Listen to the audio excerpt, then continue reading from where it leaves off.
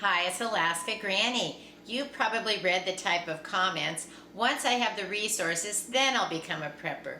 What you forget is you need to actually save money.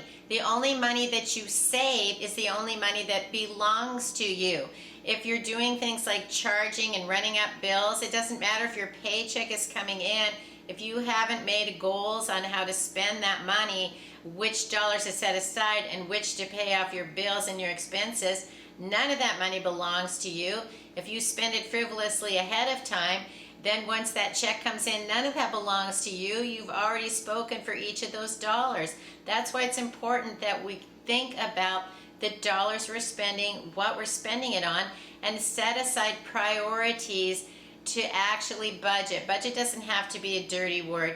It's just a spending plan, a plan of how you want your dollars to work for you. It's so important that we set aside a little bit of money all the time so that you are building up an emergency fund, money to have for prepping supplies, the resources to get the things that you want. And then you're also securing your future, because if you're setting aside money and you're spending wisely, you're not going to find yourself in, say, terrible credit card debt, or you can't afford to make your house payment or your rent, and you could end up having dire consequences for not having plans for how to spend your money. That's also a reason you want to have a plan to have a basic food supply. Even if money is tight, you can still buy the longest lasting dry foods, the basic foods that can be the foundation of making meals in all kinds of situations. It's not the easiest food to cook or prepare, but it can be simple and it can be easy, but it can take a little bit of time. Let's think about what are the most basic foods, the longest lasting, they're inexpensive, that you could set aside so that you have food going forward. You then have applied your resources to your own future, to securing your future. You're not waiting for something else to happen to change your life. You are the one that decides how you spend your money and how you live your life. The most basic foods start with beans and rice. These are pinto beans, but you can get any kind of beans that you like. And also remember, things like lentils and split peas are also legumes or beans. They provide the protein and they're easier to cook. They cook faster and they add a lot of variety. But look over what kind of beans that you enjoy eating, and those are the ones you should be setting aside. You can pick them up in a big bag. You can pick them up in little 1-pound bags. You can even order food already packed in number 10 cans. It's set to last for 30 years or even more. I bought not only pinto beans, but refried beans from the Mormon church, or the LDS church. It comes sealed in a number 10 can. I don't have to do anything except order it online. It comes to my house. Anyone can order from them. You don't need to be a member of their church. The Mormons seem to be experts at long-term food storage and providing meals into the future for yourself and your family, which I think that's a great thing. Doesn't matter if you want to join their church or not. You want to follow that kind of guideline of being protective and preparing to provide the food for your family. There's nothing worse than looking at your children and knowing they're hungry and you don't have anything to provide for them to fix for that. If you look through history, when there were terrible problems that people had, hunger was one of the biggest trials that people needed to overcome just to get through the day so they could figure out what to do in larger, more desperate situations. We don't want that for our family, and so if we start with the basic foods, just for a few dollars at a time, set that food aside. So I have some pinto beans that I bought from them, but I also bought the refried beans. I'm not sure if these are even available anymore, because you just have to add water and stir them up and you can have beans ready to eat. You might look for other kinds of brands of food like Augustin Farms and some of the other ones. Those are the ones, the food from the Mormon Church and the Augustin Farms are the ones that I normally buy, and so that's what I have in my stockpile, and I use them and recommend them. So when you bring your food home, you can put it into clean canning jars, put on the lid. You can put them into Mylar bags, use oxygen absorbers, put them into buckets.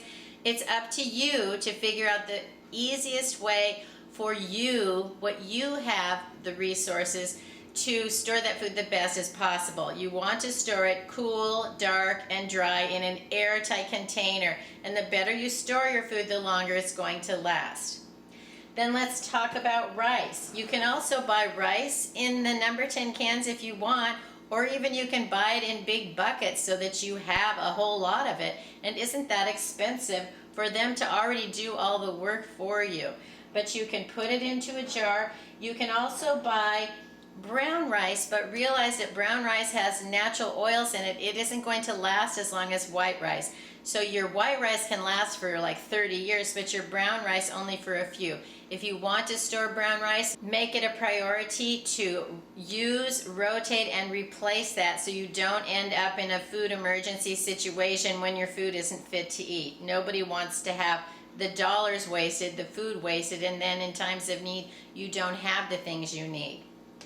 I also have some instant rice, simply because you can just add boiling water and in 5 minutes it can be ready. And if you want to even open a can of soup or chicken or gravy and make just a quick meal, you can serve it with some instant rice. You can stir it into soups and things, or just make it up, because then it doesn't require as much time or energy. Just know that the instant rice uses half as much water, because when you cook rice, when you cook basic rice, you use like 1 cup of rice to 2 cups of water and it swells up, but the instant rice is already puffed up.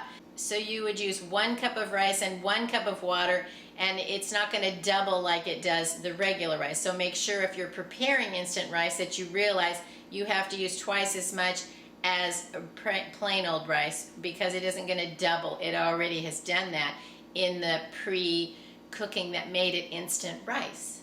Next, think about your baking basics. Flour, sugar. Flour doesn't last nearly forever, but it can last for many years. I also have bought the flour from the Mormon church or the LDS church, and it is perfectly great. You can have it then sealed in a can. The Mormons have ways to seal the food that makes it last that we can't necessarily do on our own. So that's one reason that I am comfortable buying some of the already prepared foods, because I know in times of need it's going to have stored properly. And sometimes when we do it ourselves, it doesn't always turn out exactly the way we want. And I don't want to take a risk with the food that I'm really counting on being still good to eat. Pasta is something that you can store to last forever. I have some whole wheat pasta here. That's why it looks so dark. I also find that when I buy the long straight noodles like spaghetti, fettuccine, linguine, they take up way less room in the jar. You can break them in half, put them in the jar, put 2 pounds in one jar instead of only, say, a half of a pound of some of the interesting curly noodles. But it's nice to have variety in our shapes, but just make sure if space is an issue, store what takes up the least amount of room and gives you the most food for your dollars. Oatmeal is also a long-lasting food. I've ordered it several times from the Mormon church or the LDS church. You can also pick it up at the store, bring it home, put it in a container. Oatmeal is so easy. You don't even have to cook it. You can make overnight oats, soak it overnight, and you can have food, a meal, something to eat with very little preparation. When you're using your foods, say for example flour, Christmas is coming, you're baking cookies and breads and desserts. When you use up the flour that's in your pantry, don't just go to the store and buy a new one and put it in the pantry. Have some set aside in your stockpile, in your prepper pantry, and then you use what's in your pantry, your working pantry, then you bring that flour from your stockpile and you put it in, and then the new flour goes into your prepper pantry stockpile, so that you're using, rotating, and replacing it, so that you are going in the cycles of having the freshest food possible. Say I stick some flour and I put it aside. Flour doesn't last as long as other foods. And then I just keep bringing home new flour and putting it in the pantry and just leave this. That could end up not being good anymore, and it was simple enough to put it in the pantry and then store the new flour. And so that's one of the strategies you need to make sure you don't skip those steps so that you're actually having the best success with your food storage. Now let's look at some of the smaller food items that can be just as basic, just as long lasting, and ingredients you probably want to have in your very basic food stockpile. Think about salt. There's all different kinds of salt. You can have just plain salt, iodized salt, Himalayan salt, and if you like to do canning, pickling, or preserving, make sure you have those salts on hand as well. So stock up on some extra salt.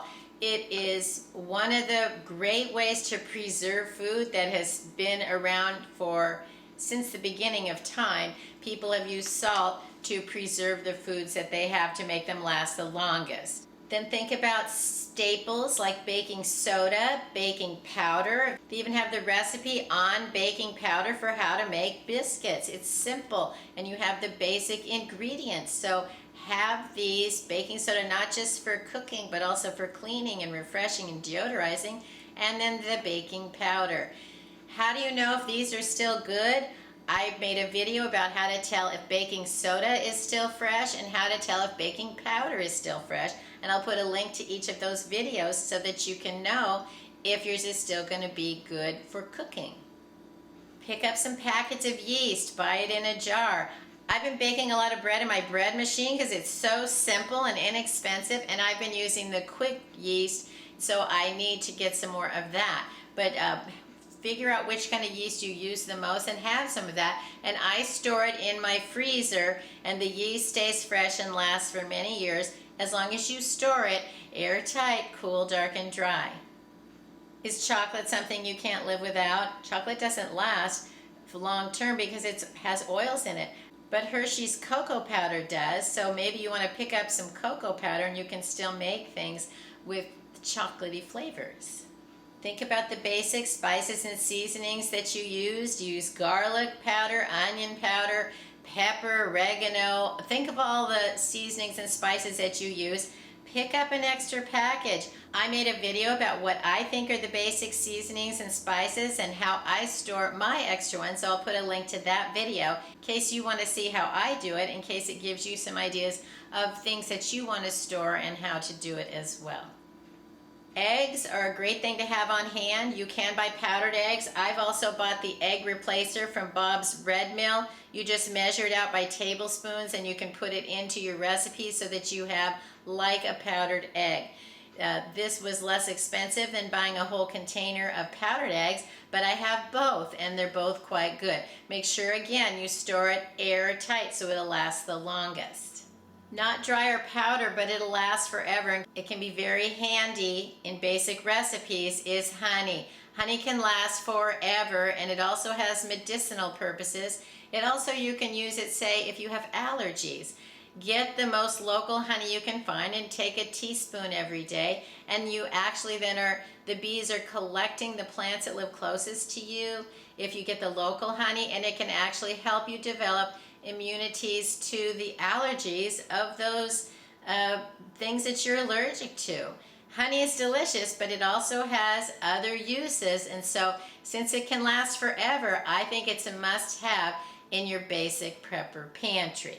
So let's make it a priority to stock up on the basic food so that you will have food that you can prepare meals for your family. Never go into debt over prepping. You can make a budget, you can make it a priority to have some money set aside and just spend $1 a week, $2 a week, $5 every time you go to the grocery store. Figure out how you can pinch your pennies and get something. And if you are in debt for any reason, my suggestion is that you get out of debt. You live a more peaceful life, plus the economy isn't looking so great and crisis is happening all over the world. The last thing you want to find yourself is in financial straits if we're going to have some kind of emergency. We want to have simplified our life the best we can and provided the things that we really do need. So prioritize how you're spending your money, what supplies you're deciding to stockpile, And also think about the people that you spend your time with. Make sure it's the ones you care about and you love, that you let them know how you feel about them. And if there are people that you're not quite sure, maybe it's the time to cut back a little bit on people that you cannot trust. As times become more dangerous, we want to surround ourselves with people who are like-minded, that we know we can count on and they can count on us. That's my suggestion for how I'm trying to prioritize how I spend my time going forward. Let us know in the comments below. Do you have any suggestions for us?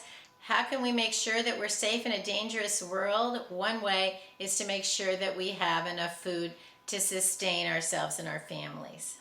I hope you'll like my video, share it with someone else you think might enjoy it. Please subscribe to the Alaska Granny channel.